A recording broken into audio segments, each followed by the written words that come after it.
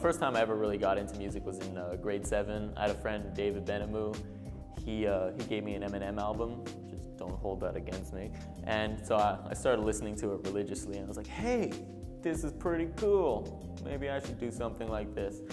So, you know, I would write my little innocent, stupid raps that like didn't really make sense because I was like 12 at the time.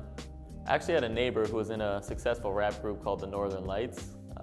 His name was Saji, and so like I would show him my demo raps, and then he would, you know, kind of kick me in the back of the head and be like, no, you're 12 and white and Jewish, you don't own a gun, stop talking about that. And like that's the thing with a lot of hip hop nowadays is like there's a lot of people who don't talk about who they really are. It's just more like what they own.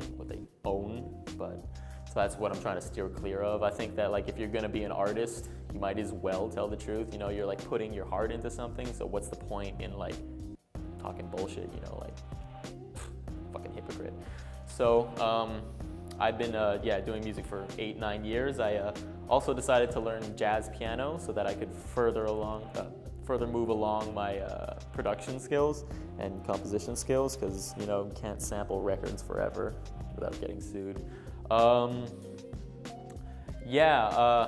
I just released a new album called Nostalgic Tomorrows, and if you're gonna release an album, make sure that you like tie every loose end.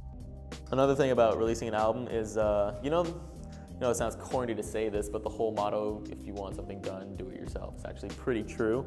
Because I did have like a lot of jobs that I tried to, you know, branch out and outsource to other people, and in the end it was pretty much disappointment or unreliable people. So in the end I just ended up doing everything myself, and it actually looks pretty good.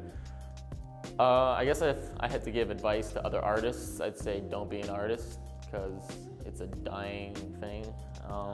There's not really much money to be made in music nowadays unless you're like a sellout. And even at that point, you know, you're not gonna get that much money. Everyone's just kind of like, oh, music is free now, you know? Like, people are starting to just get comfortable with that mentality, you know? Like, it's not even like associating music with, oh, I have to buy this album. It's just like, yeah, I'll download his entire discography, you know, his entire life's work, a couple of kilobytes.